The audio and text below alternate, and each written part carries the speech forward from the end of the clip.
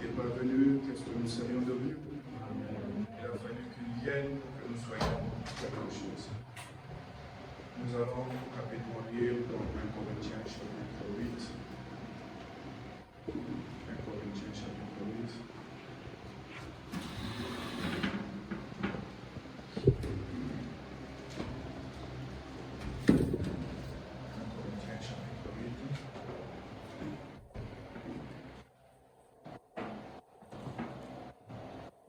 Verset 2.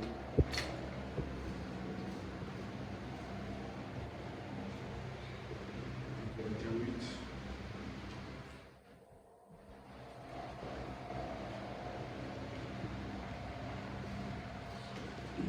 C'est le mot que je t'ai abordé. 1 Corinthiens 8. Paul nous dit ceci. Si quelqu'un doit savoir quelque chose, il n'a pas encore connu comme il faut connaître. Mais si celui-là, Seigneur notre Dieu, nous te disons merci pour ce moment que tu nous accordes. Seigneur, si nous venons dans ta maison, c'est parce que nous avons besoin de te connaître. Pas connaître quelqu'un, mais de connaître toi. Et là, je vais m'atteler aux questions. Tu m'aides, hein, parce que il y en a quand même trop. Hein. Il y en a quand même trop. Nous avions nous-mêmes cherché. Et voilà. Il y en a quand même trop.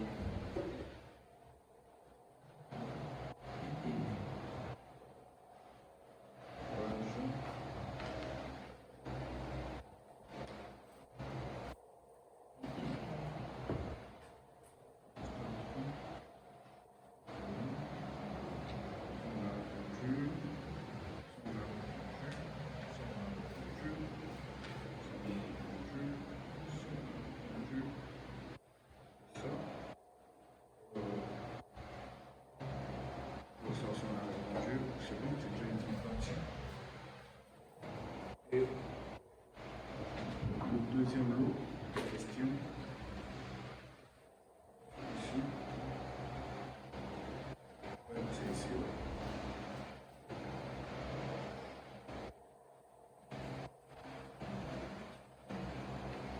Tout ça, ce sont des questions. Vous aviez décidé donc de coudre avec le pasteur. Hein? Voilà, c'est bon. Voilà la question suivante qui nous a été posée. De savoir, pasteur, un homme qui bat sa femme violemment. Je ne sais pas si vous avez vu ça. La question suivante. Peut-on retrouver la Vierge folle dans le message? La réponse est non. Amen. Amen. La Vierge folle ne peut pas être dans le message. Au travers de notre question, vous allez comprendre cela. Est-ce que d'abord vous savez ce qu'il veut dire Vierge folle, Vierge sage? Bon, tout le monde ne va pas poser ça, je ne vais pas vous répondre à ça. Question numéro 13, ça continue. Et quel serait le sort des croyants du message qui ne seront pas enlevés? Quel serait le sort des croyants du message qui ne seront pas enlevés? Déjà, vous savez qu'il y a 3 sortes de croyants, n'est-ce pas? Dans nos églises, il y a 3 sortes de croyants. Il y a les vrais croyants, il y a les sémis et il y a les incrédules. Mais ils sont dans la même église. Vous ne pouvez pas les distinguer par leur façon de s'habiller. Nous avons notre même accoutrement, les mêmes citations, les mêmes écritures. Il y a même des incrédules qui prêchent même, qui sont aussi des pasteurs, qui ont peut-être des grandes églises, mais ils sont incrédules. Amen. Quel serait le sort des croyants du message qui seront enlevés? Et quelqu'un qui est dans le message, après avoir connu cette vérité, et manqué l'enlèvement, mes frères, le seul sort qui reste, ce n'est même pas le jugement, c'est l'enfer. C'est l'enfer. C'est l'enfer parce que ils n'auront pas de salut à la seconde résurrection. Parce qu'ils ont connu Dieu. Ils ont craché sur la grâce. Dieu leur a tendu la main pour leur dire que la grâce est là devant nous. Mais ils ont dit qu'on ne prend pas, tu te joues de nous. Et la grâce est grâce quand elle est reçue comme grâce. Et quand on se moque de la grâce, tout ce qui reste c'est le jugement. Et le jugement leur sort.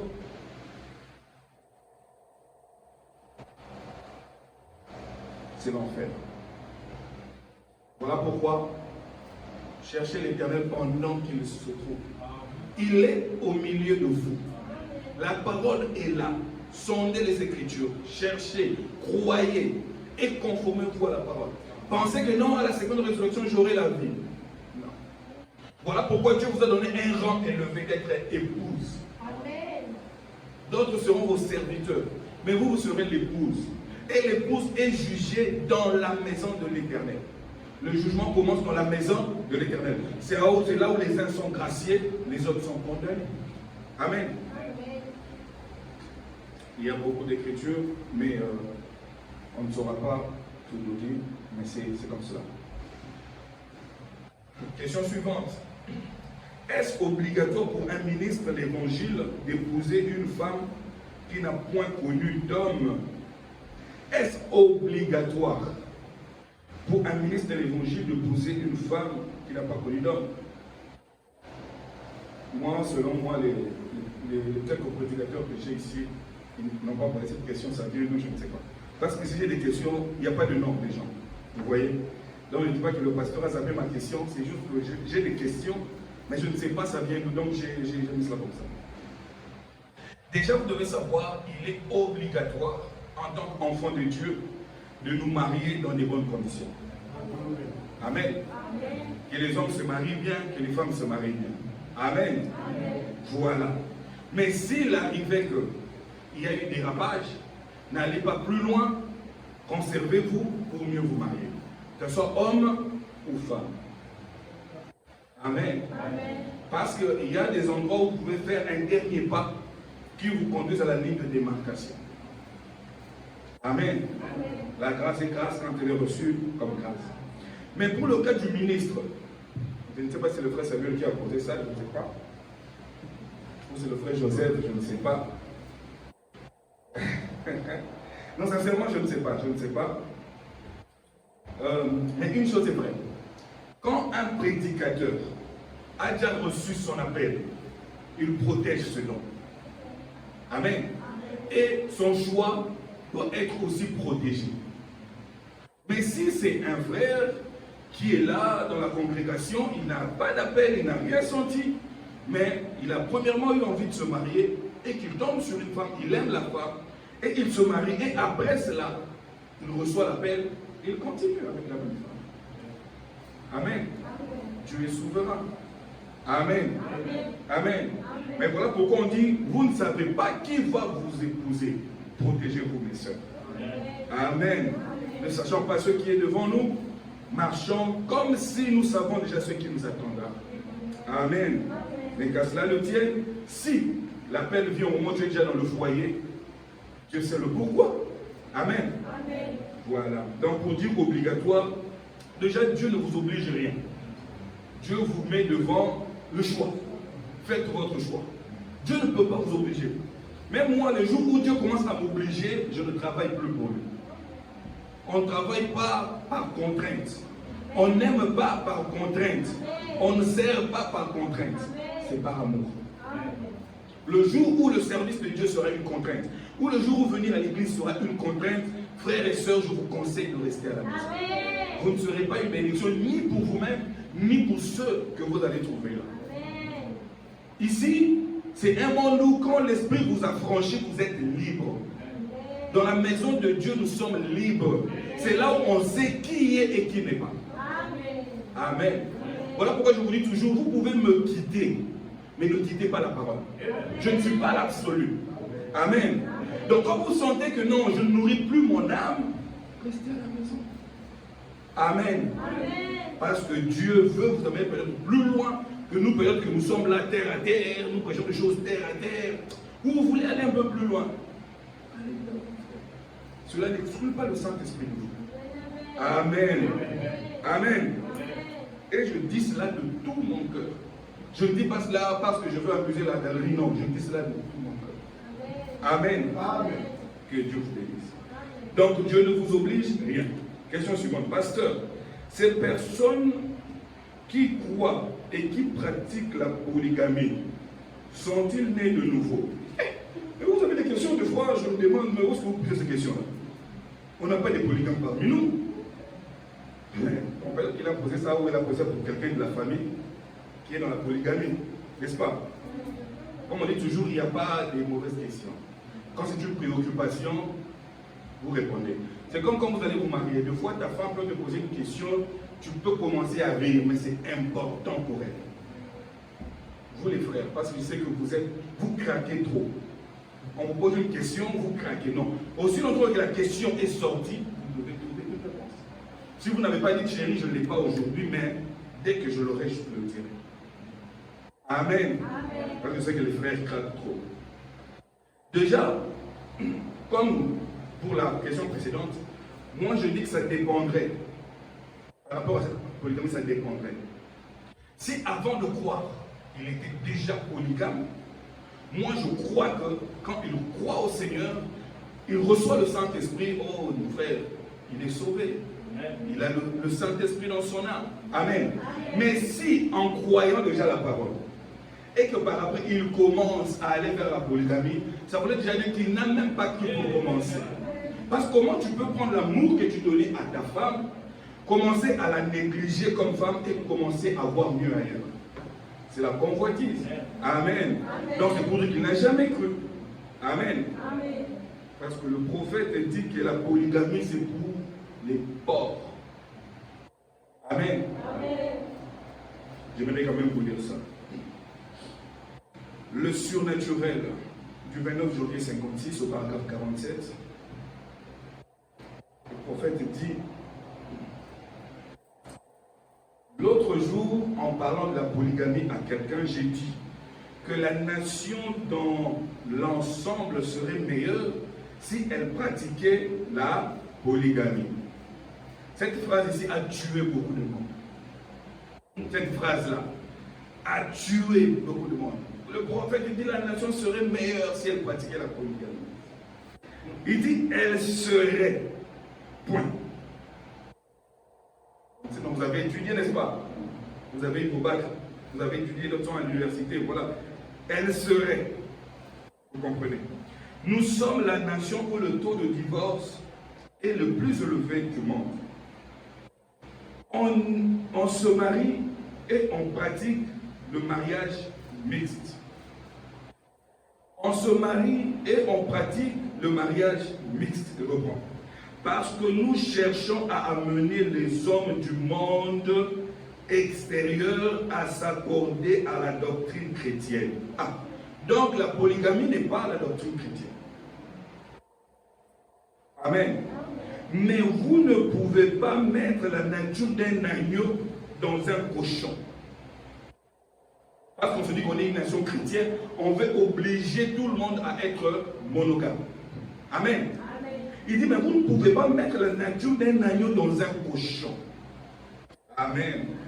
Il dit, la polygamie serait meilleure pour lui, le cochon. Parce qu'il ne va pas détruire sa famille. Il prend une femme ici, il paye une maison, il prend là-bas, il paye une maison. Au moins, il a le contrôle de toute sa famille. Amen. Amen. Amen.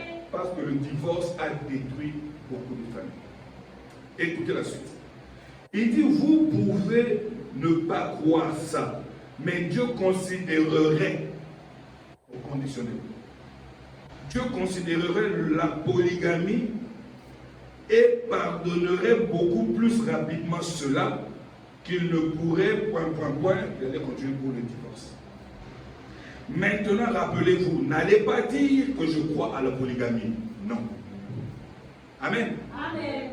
N'imposez pas aux chrétiens, aux non-chrétiens, ce que le chrétien doit faire. Vous avez des amis, il y a le respect. Ne l'obligez pas à ne pas prendre sa bière. Mais vous n'allez pas attaquer là où il prend sa bière. Amen. Amen. Question suivante. Un frère peut-il mettre fin à ses fréquentations juste parce que celui-ci ne peut pas tolérer le passé de sa conjointe? Déjà, elle n'est pas sa conjointe, n'est-ce pas? Parce qu'en fréquentation, elle n'est pas de conjointe. D'accord? Ouais. Qui a dit d'accord là? Donc c'est certainement ce qui a posé ça, non? D'abord, ils ne sont pas des conjoints, d'accord? Le frère peut mettre fin, oui. Pas seulement lui, la soeur peut aussi mettre fin. Amen. Voilà. Quand vous trouvez qu'il y a quelque chose qui ne marche pas, non, arrêtez. D'accord? Ce n'est pas une obligation que quand on fréquente, on doit totalement arriver jusqu'à la fin. Non. Est-ce un homme, c'est une autre question, un homme rempli du Saint-Esprit? La personne ajoute authentique. Et puis ajoute dans l'âme. Oh, c'est beau, hein? Un homme rempli du Saint-Esprit, qui est authentique, et dans l'âme, peut-on le retrouver dans une vie immorale? Non. Amen. Amen. Déjà, quelqu'un qui a une vie immorale n'a même pas le Saint-Esprit, il n'est même pas passé par la nouvelle naissance. Parce que c'est une vie immorale. Quelqu'un qui est passé par la nouvelle naissance ne pratiquera pas la vie immorale, non. Amen. Parce que vous savez ce qu'est l'immoralité. N'est-ce pas? Toutes ces souillures-là, vous ne le verrez pas de nous.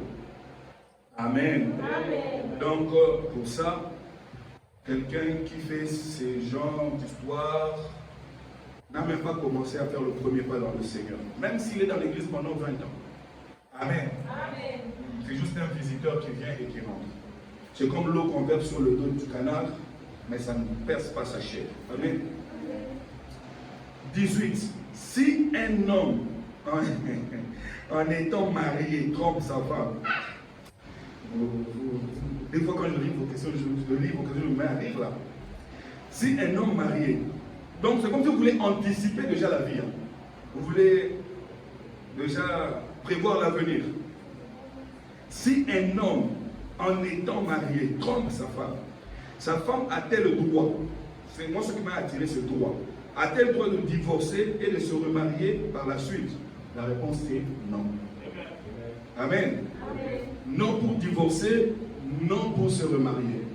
On ne divorce pas seulement quand le mari trompe. Vous, en tant que chrétienne, vous ne pouvez pas mettre vos genoux à sol. Comment vous réclamez vos enfants pour qu'ils croient? Vous ne pouvez pas réclamer votre mari ou votre femme. Il faut apprendre à réclamer les gens que vous aimez. Amen. Sinon, comment vous allez savoir que vous-même vous êtes sauvé?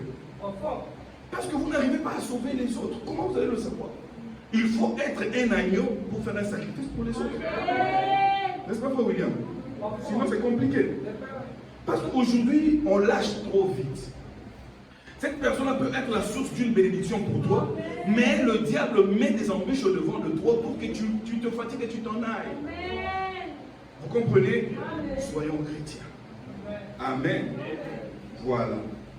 Mais si elle veut divorcer, elle ne supporte plus. Elle divorce, mais elle reste comme ça. Vous êtes unis aussi longtemps que la personne est vivante. N'est-ce pas? Amen. Voilà. Il y a une autre question.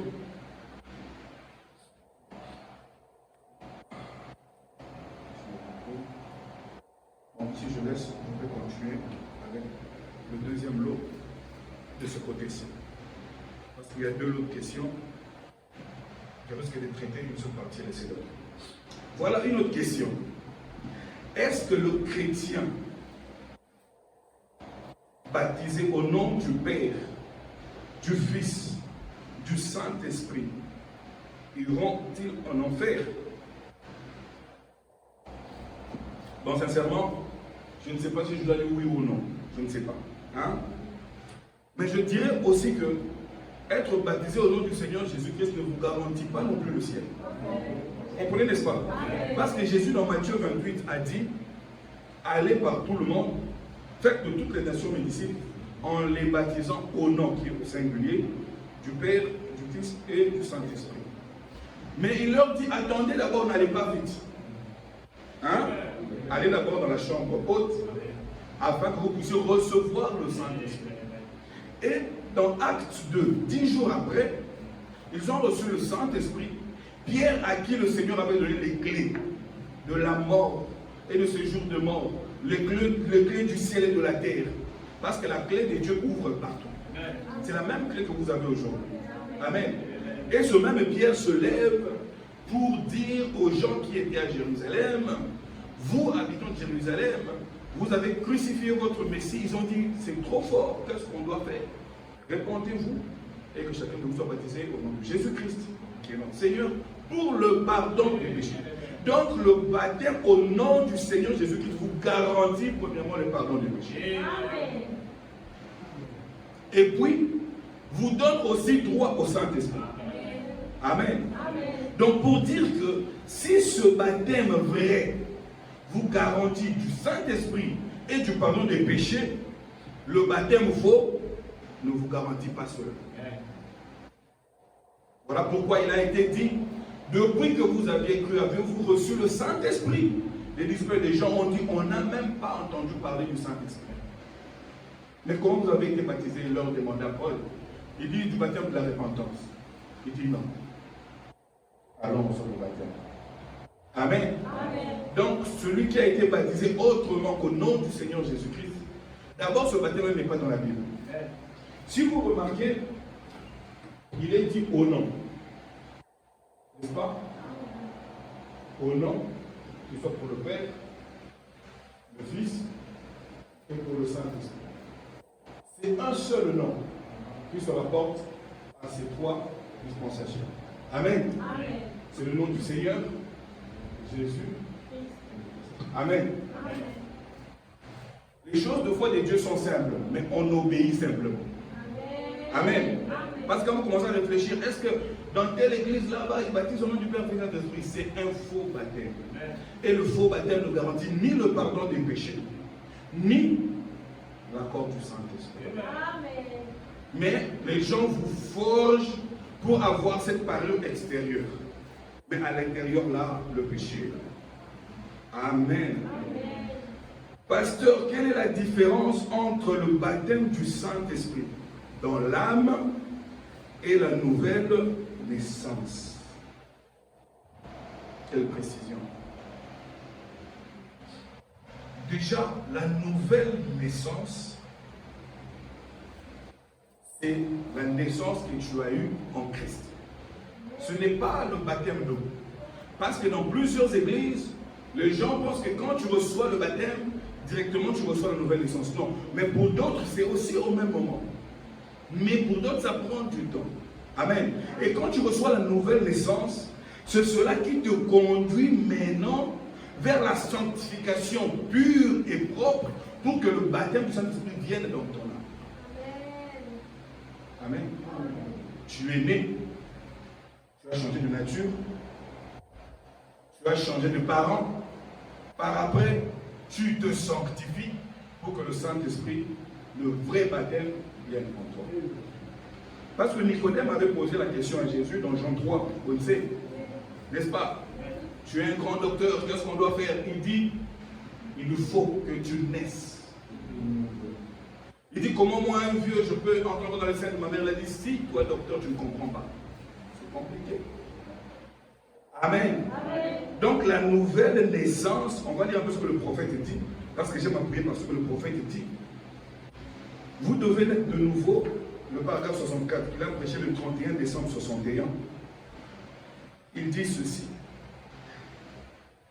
Vous devez naître de nouveau, 31 décembre 61, le paragraphe 64. Il dit, ainsi par votre nouvelle naissance, vous avez un nouveau parent et une nouvelle nature.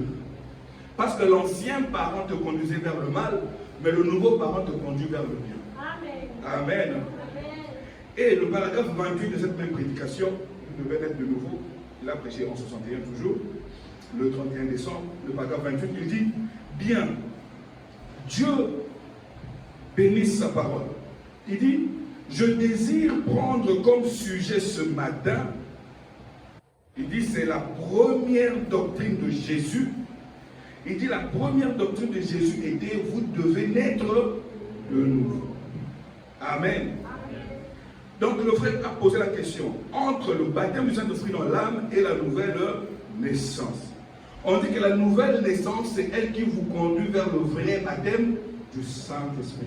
Vous ne pouvez pas recevoir le baptême du Saint-Esprit dans votre âme sans passer par la nouvelle naissance. Amen. Amen. Voilà. Et,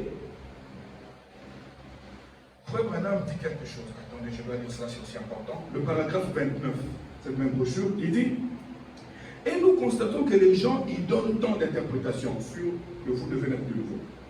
Il dit presque toutes les églises disent que vous devez naître de nouveau, mais chacune a ses propres interprétations à ce que ça signifie.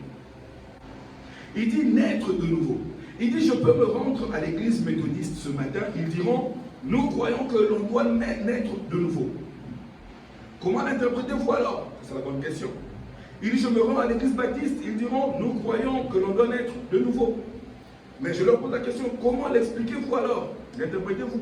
Si je me rends dans chaque église, on trouverait, si on se rendait dans toutes les 900 différentes églises dénominationnelles, il y aurait 900 interprétations différentes.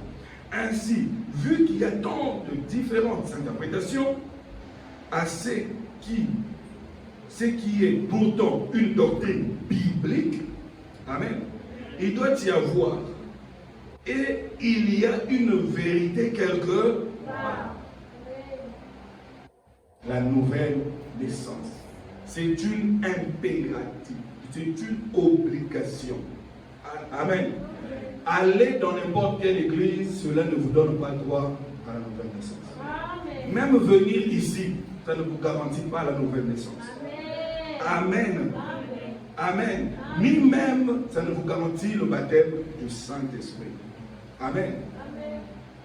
Et même ceux qui visitent les églises de message, qui sont là, pour ne pas dire ceux qui croient au message, celui qui croit au message est déjà de l'épouse. Mais il y a plusieurs qui vont dans les églises du message et prétendent croire au message. Mais ils seront surpris d'aller en enfer. Parce qu'ils ont négligé la nouvelle naissance.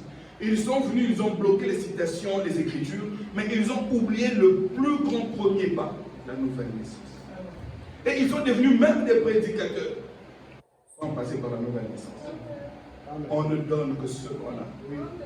Voilà pourquoi le frère Branham avait dit à son ami: pour ce qui est du baptême, tu dois tout démolir et reprendre la construction. Amen. Parce que la nouvelle naissance, c'est Dieu qui la donne, lui-même. Et le baptême du Saint-Esprit, c'est aussi Dieu seul qui donne cela. Donc aucune église ne pourra te garantir cela. Tu es dans une église du message, tu penses que réellement, tu es né de nouveau? Non, monsieur. Non, madame. Oh, tu as le Saint-Esprit? Non, monsieur. Non, madame. Voilà pourquoi frère madame disait toujours: cherche ton épouse en Christ. Amen. Pas dans l'église. Amen. Amen. Mais vous allez me poser la question: mais pourquoi on insiste alors sur le message? Parce que ça ne nous garantit rien. Pourquoi on insiste? C'est une question qui pouvait naître, n'est-ce pas? Oui. Écoutez ce que Daniel dit. Parce qu'on en a parlé de la nouvelle naissance et du baptême du Saint-Esprit dans l'âme, n'est-ce pas? Oui. Daniel 12, 1 à 4 nous dit ceci: en ces temps-là se lèvera Michaël, le grand chef, le défenseur des enfants de ton peuple, et ce sera une époque de détresse telle qu'il n'y en a point eu de semblable depuis que les nations existent jusqu'à cette époque. En ce temps-là, ceux de ton peuple qui seront trouvés inscrits dans le livre seront sauvés. Plusieurs de ceux qui dorment dans la poussière de la terre se réveilleront, les uns pour la vie éternelle et les autres pour l'opprobre et la honte éternelle. Ceux qui auront été intelligents, retenez ce mot, brilleront comme la splendeur du ciel, et ceux qui auront enseigné la justice à la multitude brilleront comme les étoiles à toujours et à perpétuité. Et toi, Daniel, tiens secrète ces paroles et seul le livre jusqu'au temps de la fin. Plusieurs alors le liront et la connaissance augmentera. On va à 8. J'entendis mais je ne compris pas. Et je dis mon Seigneur. N'est-ce pas? Avec un petit S. Mon Seigneur. Amen. Parce que là c'était l'ange qui parlait à Daniel. Un ange puissant que Daniel appela son Seigneur. Amen. Et que quand Jean l'a vu plus tard, Jean a voulu l'adorer. Il était tellement puissant parce qu'il avait tous les mystères avec lui. Oh my God. Il dit, mon Seigneur, quelle serait l'issue de ces choses? Il répondit. Amen. Va, Daniel, car ces paroles seront tenues secrètes et scellées jusqu'au temps de la fin. Plusieurs seront. Donc, quand tu passes par la nouvelle naissance, tu dois être purifié. Et la seule parole qui te garantit cette purification-là, c'est le message. Amen. Voilà pourquoi nous insistons sur le message de l'œuvre. Amen. Amen. Purifié, blanchi et puré.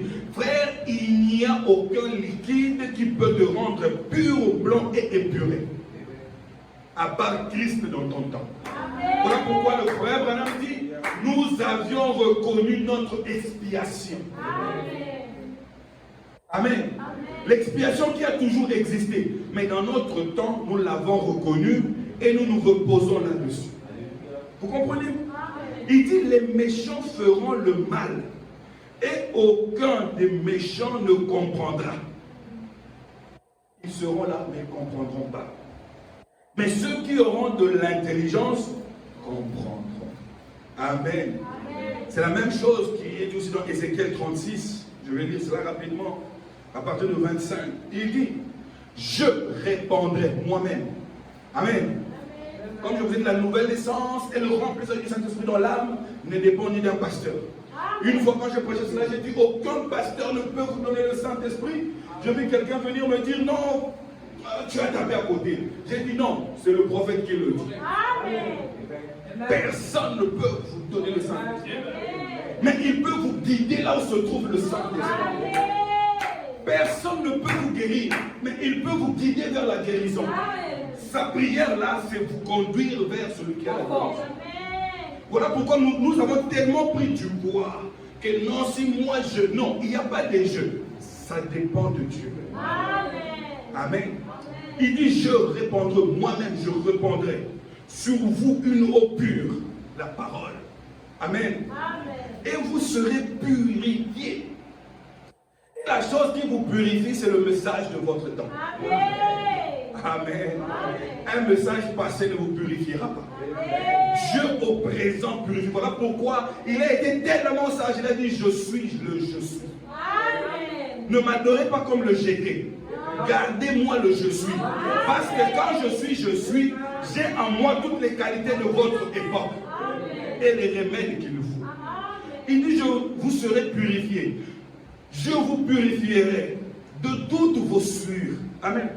Et là, les autres aussi sont partis pour dire, quand vous croyez au message, vous êtes purifiés. Non. L'obéissance à toute la parole vous donnera droit à cette purification. Amen. Il dit, vous serez purifiés de toutes vos souillures et de toutes vos idoles. 26, je vous donnerai un cœur nouveau. Parce que l'ancien cœur vous conduisait vers le mal. Mais quand il vous donne un cœur nouveau, vous commencez à aimer la communion avec lui. Et je mettrai en vous l'esprit nouveau. Il dit, moi-même, j'ôterai de votre corps le cœur de pierre. Amen. Le cœur qui vous poussait toujours à douter de la parole de Dieu. Amen. Le cœur qui vous poussait toujours à être loin de la parole de Dieu. Amen. Il dit, et je vous donnerai un cœur de chair. Je mettrai mon esprit en vous. Ce n'est pas l'esprit du pasteur. Amen. Amen. Ce n'est même pas l'esprit du prophète. Aujourd'hui, nous avons reçu l'esprit du prophète parce que l'esprit du prophète était l'esprit de Dieu. Amen. Amen. L'esprit que le prophète avait, c'est l'esprit de Dieu. Amen. Voilà pourquoi nous avons confiance en cela. Amen. Amen. Et nous pouvons dire tout haut que nous avons reçu l'esprit du prophète parce qu'il a reçu l'esprit de Dieu. Amen. Il dit, je mettrai mon esprit en vous et je ferai en sorte, voilà quelqu'un qui a le Saint-Esprit dans l'âme, que vous suiviez mes ordonnances et que vous observiez et pratiquiez mes lois. Amen. Même si je ne comprends pas cela, j'observe et je pratique. Amen. Je suis passé par la nouvelle naissance, je me suis purifié et j'ai reçu ce baptême de feu dans mon âme. alors ce n'est plus moi qui vis, c'est lui, Christ, qui vit en moi. Quelle différence existe-t-il, l'autre question, entre né de l'esprit et être engendré par l'esprit? Ça ressemble à des questions des prédicateurs ou quoi? Parce qu'il y a des prédicateurs qui aiment un peu comprendre ces choses. Quelle différence existe-t-il entre être né de l'esprit et être engendré par l'esprit? Et quand j'ai fait des recherches par rapport à cela, le frère Branham en parle de 3 façons. Et la Bible aussi en parle. Il dit être né de l'esprit, c'est être engendré par l'esprit. C'est aussi être engendré de l'esprit. Mais quand on regarde par rapport à la littérature, quand on parle de être né, on fait allusion à la femme qui donne naissance. Amen. Et quand on parle d'engendrer, on fait allusion à l'acteur qui est la cause de cette naissance. Voilà pourquoi on parle d'être né et d'être engendré. Voilà pourquoi dans la Bible on ne dit pas que Abraham donna naissance, on dit Abraham engendra. C'est lui qui était la cause de cette naissance. Amen. Et là, nous sommes tous venus de la parole par l'action de l'Esprit. Donc cela veut dire la même chose. Parce que si vous continuez, quand Jésus parlait à Nicodème, il lui dit, je crois au verset 6 du chapitre 3 de Jean, il dit, ce qui est né de la chair, est chair, et ce qui est né de l'esprit, est l'esprit. Amen. Et le frère Branham même parle, il dit, quand j'étais dans le monde, j'ai commis des erreurs, mais quand j'ai été engendré par l'esprit, alors je suis devenu enfant et je pouvais crier Abba, Père. Amen. Donc vous allez voir les enfants qui sont engendrés par l'esprit, engendrés de l'esprit, nés de l'esprit. Amen. Voilà. L'autre question. Qu'en est-il d'une personne qui était sur... Non, ça franchement, j'ai rigolé. Excusez-moi. Qu'en est-il d'une personne qui était sur le point de recevoir le Saint-Esprit? Et cette personne se décide de quitter le message. Quel serait son sort? Je me suis posé la question. Qui lui avait dit qu'il était sur le point de recevoir le Saint-Esprit? Amen. Comment il a su qu'il était sur le point? Imaginez-vous quelqu'un qui est à l'aéroport, il voit l'avion atterrir, il a son boarding pass, il a son passeport, il est sur le point d'embarquer et il quitte l'aéroport. Il y a quelque chose qui ne va pas. Amen. Il n'était pas sur le point de recevoir le Saint-Esprit. Amen. Car le message, c'est la grâce. S'il avait reconnu cette grâce-là, il n'allait pas quitter. Amen. Mais il y a aussi de ceux-là qui quittent le bateau et qui reviennent. On ne peut pas, il y a de ceux-là, des enfants qui ont rétrogradé à un certain moment, parce qu'ils n'ont jamais fait le choix. Les enfants qui ont suivi les parents, à un certain moment, ils deviennent rebelles, mais par après, la douce voix les rattrape. C'est pour vous prouver que même les enfants ne nous appartiennent pas. Nous, on peut être dur, on veut vraiment les frappe. Si tu quittes le message, je te chasse de ma maison. Non. Il va partir, mais à un certain moment, la mère aigle va le rattraper. Pour dire rentre. Amen. Et sa condition serait meilleure qu'avant. Ce sont là les enfants que nous voulons. Pas les enfants qui disent que non, le Dieu de mon père, le Dieu de ma mère, le Dieu de ma soeur, le Dieu de mon frère. Non, mon Dieu. Il n'est plus le Dieu de mon père, il est devenu mon Dieu. Parce que ce Dieu-là de mon père a un nom. Amen. Mais je ne veux pas que vous mal me comprendre. Hein? N'est-ce pas? Amen. Parce que les gens, des fois, sortent des contextes. Le pasteur a dit. Une autre question. Lorsque Dieu demande à un homme de l'accorder plus de temps, qu'est-ce que cela veut dire? Et qu'est-ce que Dieu attend de cette personne?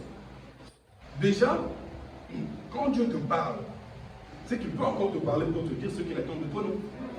Quand Dieu te dit que non, Samuel, accorde-moi plus de temps. Mais c'est encore une occasion pour toi de dire, Seigneur, que dois-je faire? C'est pas tu te laisses Dieu, tu deviens pasteur. Il a dit ça, que je dise quoi? Non. Je ne vais rien te dire. Il t'a parlé, oui, tu es sûr. Attends, il te parle. Amen. Ça s'embrouille parce que vous cherchez toujours à avoir des interprétations ailleurs. Si Dieu peut te parler une fois, qu'il peut te parler deux fois, il peut te parler trois. Amen. Amen. Mais moi, si je dois donner un conseil, un petit conseil, quand Dieu a créé l'homme, la première raison pour laquelle il a créé l'homme, c'était la communion. Dieu nous a créés pour communier avec lui. Et comment communier? C'est parler à Dieu par la prière et le laisser te parler par sa parole. Mais pour le reste, il a dit à Josué que ce livre de la loi ne se lève pas de la bouche. Médite. Le reste, je m'en occupe. Amen. Amen. L'autre question. Pasteur, pouvez-vous expliquer 1 Corinthiens 14, 14 à 15? On va lire 1 Corinthiens 14, 14 à 15. Je crois que le temps ne va pas me décevoir. Hein? Ça va encore. On a encore presque 30 minutes. Ça peut aller. Car si je prie en langue, mon esprit est en prière, mais mon intelligence demeure stérile.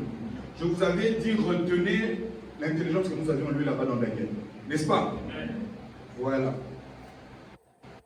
Que faire donc? Je prierai par l'esprit, mais je prierai aussi avec intelligence. Je chanterai par l'esprit, mais je chanterai aussi avec intelligence. Et là, on va directement dans Jean 4, 20. Jean 4, 23, pas 83. Jean 4, verset 23. Jésus dit, Jean 4, le verset 23, mais l'heure vient, n'est-ce pas? Il y aura un temps qui viendra, n'est-ce pas? Mais toutefois, elle est déjà venue, parce que celui qui allait booster ce temps-là dans le futur était déjà sur la terre. Mais il dit pour le futur, mais ce sera toujours lui qui va booster cela. L'heure viendra, mais je vous dis, cette heure-là est déjà venue, parce que lui-même égale son heure. Amen. Où les vrais adorateurs adoreront le Père en esprit et en vérité. Car c'est là les adorateurs que le Père demande. La vérité, c'est ça l'intelligence. Parce qu'on ne parlera pas selon nous, on parlera selon la parole. On demandera selon la parole, on priera selon la parole, on chantera selon la parole. Voilà pourquoi nous sélectionnons les chansons. Amen. Parce que nous voulons que l'intelligence de Dieu soit véhiculée. Amen. On n'écarte pas l'esprit, mais on veut qu'avec l'esprit, que l'intelligence soit là, qui est la vérité de la parole. Amen. Donc ça, je peux continuer, on continue petit à petit. Je pars aussi de l'autre côté pour prendre d'autres questions.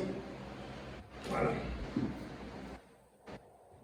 Pasteur, dans la révélation de Jésus, le paragraphe 18 en bas, Frère Branham dit, peu importe l'église, virgule, tant que tu as choisi sérieusement Jésus-Christ comme sauveur, tu seras sauvé. J'ai aimé ce mot sérieusement. Tant que tu as choisi sérieusement Jésus-Christ comme sauveur, tu seras sauvé. La question de la personne c'est, que voulait dire le prophète par là? Amen. Amen. On va lire la révélation de Jésus-Christ du 4 décembre 60, le paragraphe 18, tout en bas. Il dit ceci. La révélation de Jésus-Christ, 4 décembre 60, le paragraphe 18. Ce sont des petites brochures là que vous avez reçues là, un peu allongées comme ça. Paragraphe 18, il dit tout en bas, si un homme est catholique, amen, et qu'il compte sur l'Église catholique pour son salut, il est perdu. Amen. Amen. Le frère qui a dit comme dessus, c'est pas grave, le paragraphe 18 tout en bas. Si un homme est catholique et qu'il compte sur l'Église catholique pour son salut, il est perdu. S'il est baptiste et qu'il compte sur l'Église baptiste, il est perdu. Ou bien le pentecôtiste qui compte sur l'Église pentecôtiste, pour son salut, il est perdu. Mais, et n'importe quelle église, même nous, quand vous comptez sur l'église, vous êtes perdu. N'importe quelle église. Sommes-nous une église? Oui. Amen. Amen. Il dit, mais si cette personne s'appuie sérieusement sur la foi de l'œuvre achevée par Christ au calvaire, il est sauvé. Peu importe l'église dont il est membre, car c'est par la grâce que vous êtes sauvés par le moyen. On a parlé du plan de la rédemption ici. Le salut est donné. Mais quant à l'épouse, notre problème, ce n'est pas de dire aux gens, vous pouvez aussi être sauvés. Non. Êtes-vous membre de l'épouse? Entrez. Moi, je conseille à tout le monde d'être l'épouse. Amen. Quant à l'épouse, elle reçoit la parole de l'œuvre. Amen. Mais quant au salut, espérons, vous passerez par la deuxième résurrection. Amen. Est-ce que vous serez sauvés aussi? On ne sait pas. Voilà pourquoi il est dit sérieusement. Ça se saura là-bas. Si vous avez été sérieux ou pas. Amen. Ah, d'accord. Ça, non, je ne peux pas dire. Bon, une autre question. Y a-t-il dans la Bible ou dans le message une équation ou un processus? Vous avez des termes. Une équation ou un processus à suivre pour enfin reconnaître ton partenaire de vie, la femme ou le mari. Il dit comme dans Genèse 24, 14, là où Eliezer a dit, la femme dont elle donnera de l'eau au chameau, c'est elle là, voilà, donner de l'eau au chameau. Il dit c'était un mystère caché dont Rebecca seule devait saisir. Est-ce aussi possible aujourd'hui? Un frère peut-il utiliser cette même technique? Mais il dit, mais sous une autre forme. Vous êtes forts. Cette église, elle est petite, mais elle est grave. Sous une autre forme, pour reconnaître la femme de sa vie. Ah, c'est bien. Le prophète dit, votre femme, vous devez la chercher. Vous devez la chercher. Vous devez la chercher. Hein? Ne vous cachez pas derrière le signe, non. Un jour, un frère, au pays, il est venu très tôt à l'église. Il a fait un cercle, il dit, la personne qui va entrer dans ce cercle, la personne qui va entrer dans ce cercle, c'est celle-là, la femme. Parce qu'il voyait qu'il y a une sœur qui venait souvent, à ces heures-là, elle passait par là, acheter des beignets, et puis le frère a fait le cercle, mais à sa grande surprise, il voit le pasteur venir, il descend de sa voiture, il traverse le cercle. Et le pasteur était avec sa femme. Il est allé voir le pasteur en pleurant. Qu'est-ce qu'il y a? Non, pasteur, pardonnez-moi. Qu'est-ce qu'il y a? Oh non, j'avais fait un cercle, voilà, j'avais demandé à Dieu un signe. Le pasteur lui dit, tu es fainéant. Tu es fainéant. Va chercher ta femme. Amen les frères. Il n'y a pas de technique ou de quoi ça, non. Cherchez-la, étudiez-la, aimez-la et épousez-la. Amen. Parce que quand vous allez commencer à vous dire, oh non, voilà, j'avais fait un signe, mais vous risquez même à douter de votre salut. D'accord? C'est quelque chose à prendre au sérieux. Dieu nous a donné comment choisir nos épouses et nos époux. Amen. Fréquentez-la, voyez son caractère. Voyez si réellement après d'avoir étudié son caractère, vous ne pouvez pas vivre sans elle. Et par après, voyez si vous l'aimez réellement. Et par après, voyez si elle est remplie du Saint-Esprit. Amen. Sinon, vous allez souffrir, vous allez commencer à chercher des techniques. Mais les techniques, là, il n'y en a plus. Amen. L'autre question. Le troisième pôle. Comme le prophète dit, c'est la création. Comme il créa les écureuils. Sommes-nous déjà dans le temps où elle doit carrément se manifester, ou ça sera au moment de la pleine manifestation de l'Antichrist?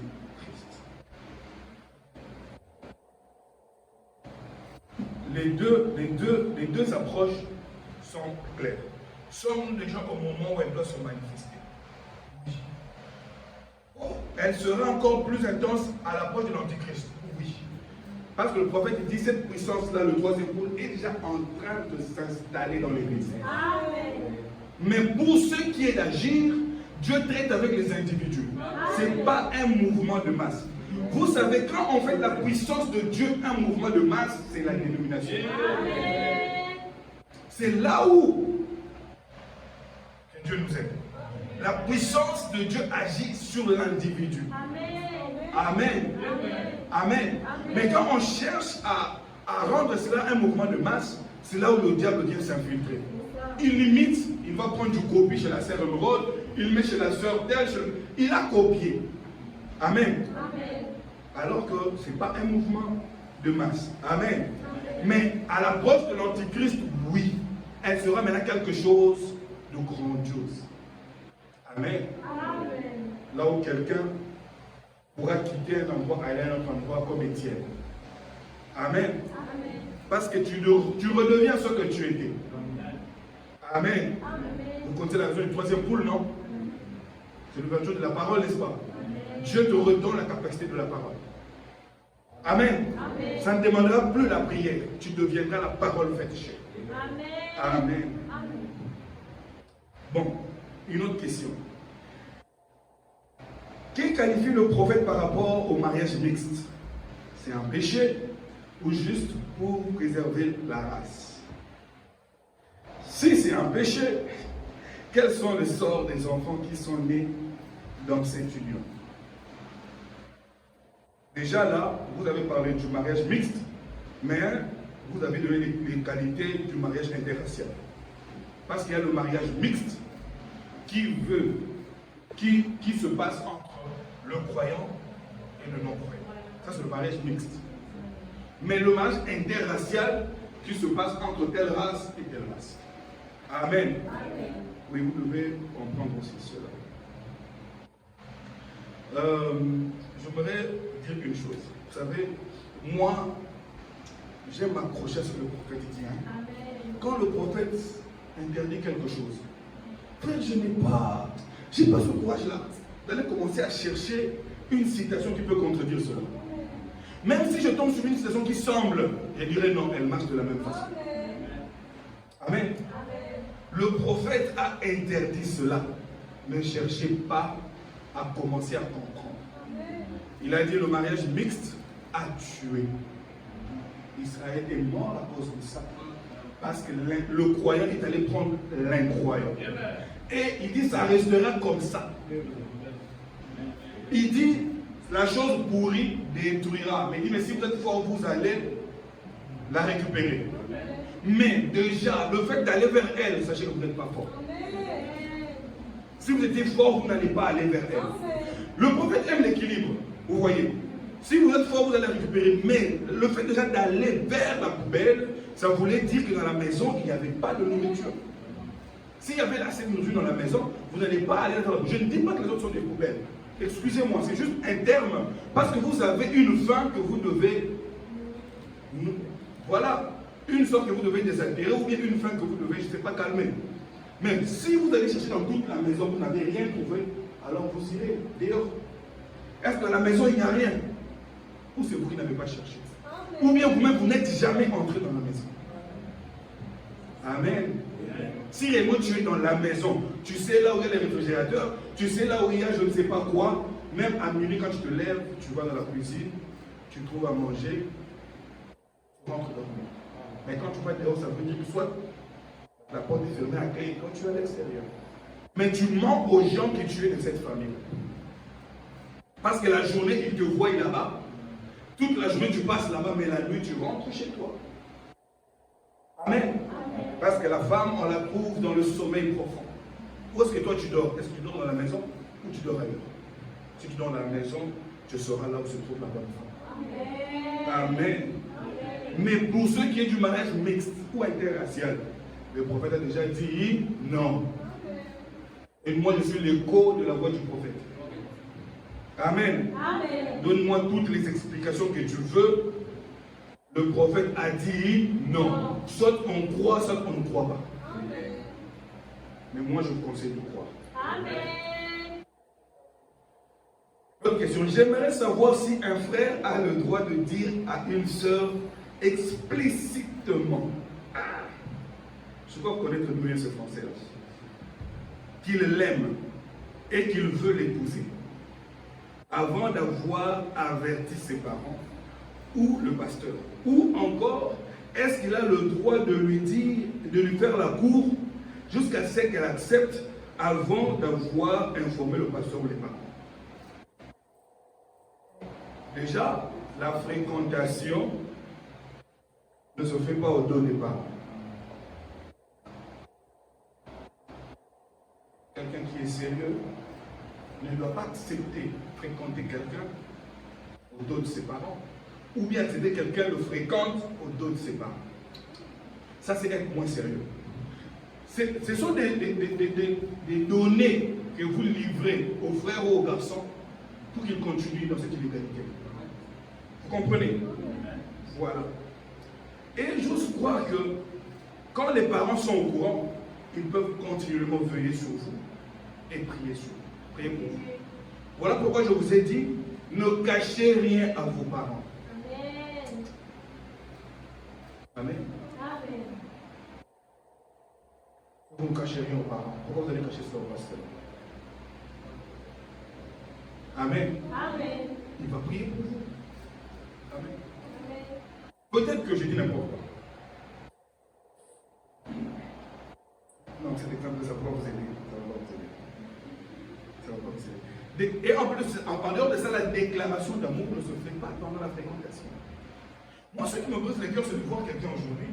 Il voit une soeur, vient d'avoir, ils vont au restaurant, soeur, je t'aime. C'est comme ça que vous prenez la mère de vos enfants, avec toute légèreté. Il vous prend, il vous amène au restaurant, il vous achète, je ne sais pas, du kebab. Je t'aime. Et toi, si tu dis oui. C'est comme ça que vous comptez fonder un foyer sur, on s'est rencontrés au restaurant. Et on a parlé, et je lui ai dit oui. Vous savez, votre vraie valeur commence dès le premier jour. Vous savez, ces signes-là du premier jour ne trompent jamais. Moi, la première fois que j'ai croisé mon épouse, ça ne m'a jamais quitté. Ce sont les signes, tu sais si elle est sérieuse ou pas.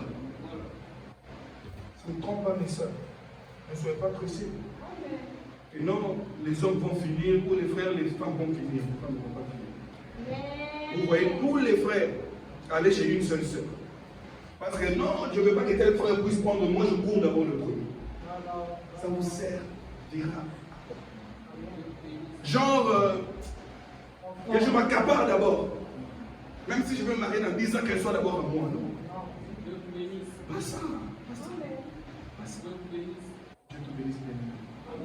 C'est pas ça. Vous approchez mal. Vous savez, Frère Branham dit, mal s'approcher de Dieu vous détruit. Et mal s'approcher d'une soeur vous détruira aussi. L'approche est la chose la plus importante. Quand toi tu vas vers la soeur, tu vois, elle est comme ça. C'est vrai, jolie, belle, le visage, oui c'est vrai. Ce sont aussi les caractères, parce que les critères. Parce que si tu choisis une femme qui est un peu aussi, c'est compliqué. Mais, non, je dis vrai, mais ce qui est vrai, Dieu nous a fait grâce. Que dans nos églises, nous avons des sœurs qui sont jolies. Même celles qui sont ici, celles qui sont ailleurs. Non, vraiment, Dieu nous a fait grâce. Non, je vous dis vrai, c'est une grâce particulière. Les sœurs du message sont vraiment belles. Mais sauf qu'elles-mêmes ne le savent pas. Voilà pourquoi elles ajoutent ici, elles ajoutent là-bas, parce qu'elles ne sont pas conscientes de la beauté que Dieu leur fait. Vous voyez? Mais les jours où ces sœurs seront conscientes que non, je suis moi. Dieu vous enverra la bonne personne.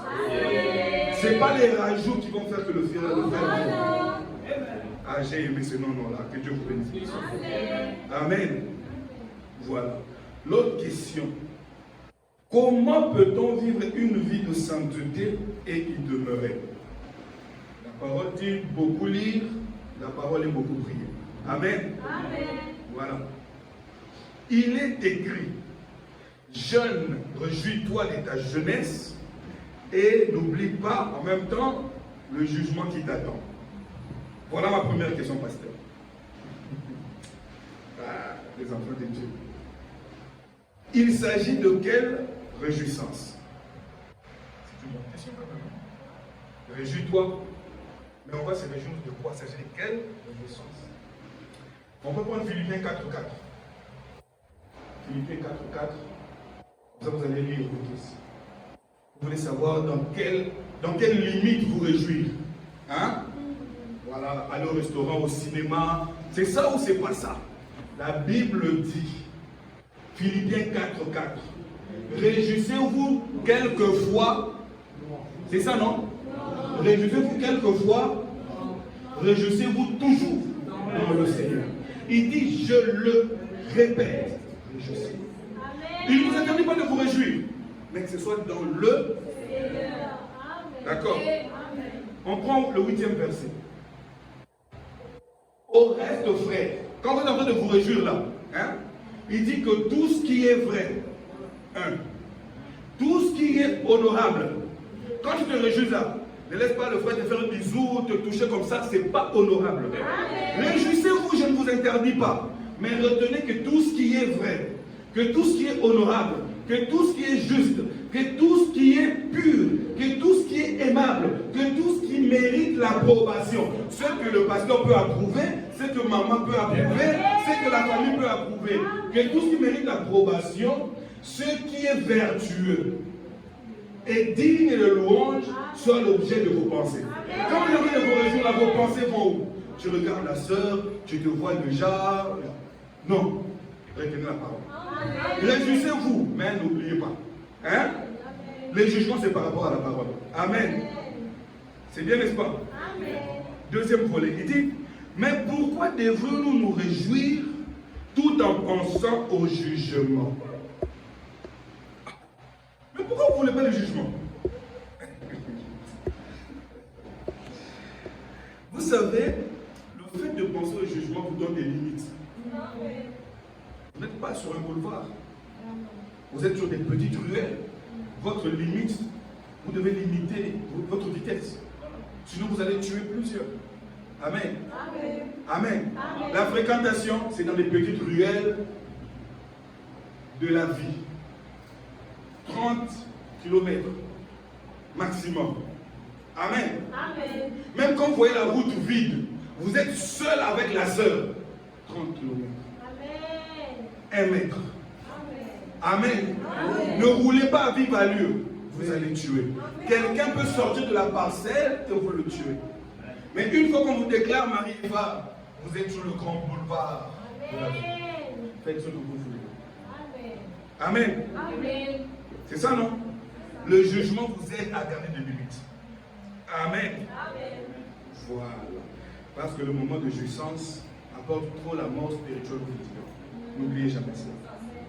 L'autre question, la mécanique et la dynamique. Une suite toujours de la même question. Quelle est l'importance de la mécanique et de la dynamique? Ah, on a presque fini ça avant de poser cette question. C'est vrai que vous n'avez pas compris ça. C'est vrai ça. L'importance. Je ne sais pas si j'ai bien compris la question. Déjà, nous avons parlé de la mécanique, qui est la parole. N'est-ce pas? Nous allons parler de la dynamique, qui est la puissance qui vient pour vivifier la parole. La mécanique, c'est l'ovule. La dynamique, c'est la semence pour former Christ. Amen. Amen. Si vous gardez votre semence seul, il n'y aura pas de vie. Si vous gardez votre ovule seul, il n'y aura pas de vie. Voilà. Vous avez encore dit, pasteur, que l'onction est la capacité spirituelle pour accomplir une mission. Hey. Ma question est la suivante, toujours la même personne. Est-ce que l'onction est innée? Non. L'onction n'est pas innée. Amen. Amen. Amen. Amen. Une chose innée, c'est quelque chose que vous êtes né avec. Amen. Amen. La force que vous avez quand vous avez 10 ans, ce n'est pas la même force que vous avez maintenant quand vous avez 20 ans, 30 ans. N'est-ce pas? Amen. Donc la force n'est pas innée. Amen. Amen. Voilà. Donc l'onction n'est pas innée. Suite de questions. Acte 1, 18.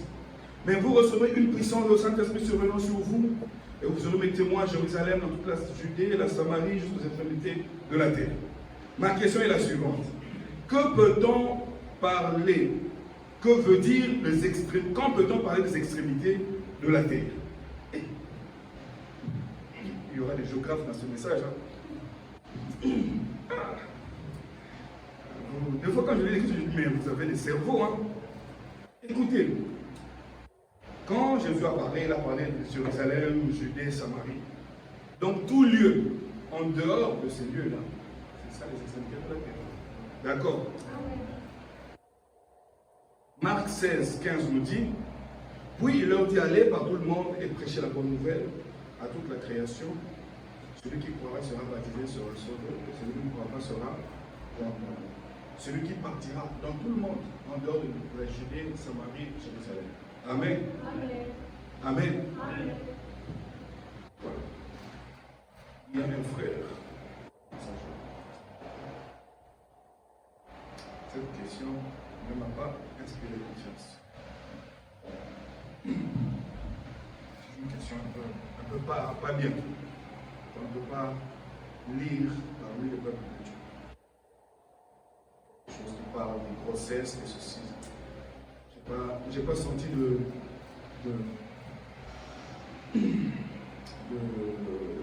répondre à cela. La personne qui a écrit une question sur les grossesses et autres, si cette personne est ici, venez voir le pasteur. Si cette personne n'est pas ici, qu'elle aille voir son pasteur. Pourquoi on doit répondre à une question qui se passe ailleurs dans un pays quelconque, qui ne nous concerne pas. Amen. Amen. Parce que des fois, c'est faire la publicité d'une personne qui ne vit pas ici, ou qui se retrouve dans cette condition-là. Ce que je dirais, c'est va aider la personne comme vous. Dites à la personne, va voir ton pasteur, expose le problème, va voir les parents. N'est-ce pas? Mais ce n'est pas ici. Rassurez-vous, ce n'est pas ici. Une autre question dont je commence déjà à atterrir. Très bien. Est-ce que les dons sont vraiment importants et obligatoires dans toutes les églises? Bon.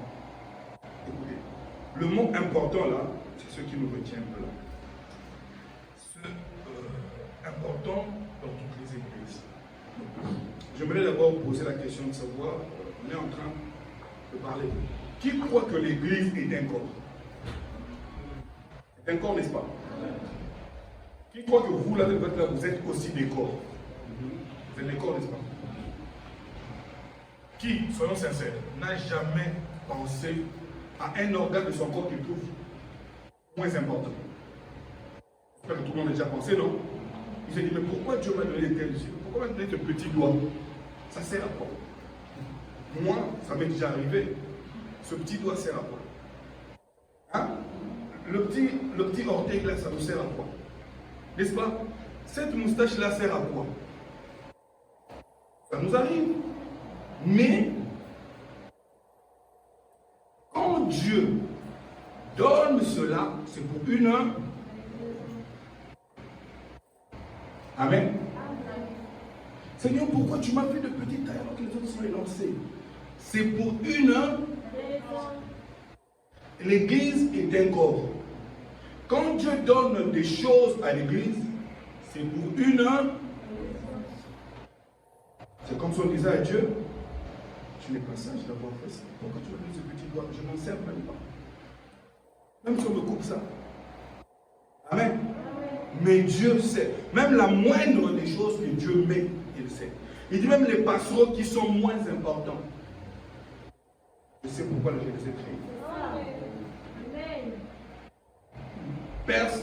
Aucun pasteur ne peut tomber sans que je le sache. Vous comprenez? Donc on se pose une question. Parce que quand Dieu a créé dans Genèse 1er, à la fin il disait toujours, la Bible dit, Dieu vit que cela était bon. Mais des fois quand les moustiques vous piquent, vous posez la question, mais Seigneur, pourquoi tu as créé les moustiques? Mais Dieu vit que cela était bon. Amen. Peu importe si ça vous sert ou pas. Mais vu que Dieu a laissé cela, cela est bon. Et un don, on ne le cherche pas. C'est un don, c'est un cadeau. C'est à toi de faire cela ce que tu veux. Je te donne un don auquel tu n'as pas pensé. Tu peux mettre ça sous la table, sous le lit, mettre dans la poubelle. Je ne vais pas t'en vouloir parce que c'est moi qui ai pensé à toi. Amen. Dieu, c'est pas vous qui êtes allé vers Dieu pour dire à Dieu, Seigneur, donne-moi un don de tel nom. C'est Dieu qui a pensé, je crois que c'est important qu'ils aient ce don-là. Amen. Le don, on ne le cherche pas, mais c'est Dieu qui les donne. Voilà pourquoi on appelle cela don. Parce que c'est donné. Amen. Jean 3,16 nous dit quoi? C'est quelque chose que vous connaissez. Car Dieu a tant aimé le monde qu'il a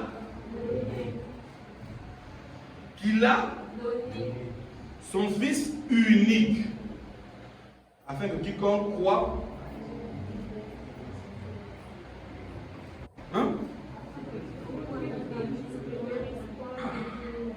Jésus est le don de Dieu, n'est-ce pas?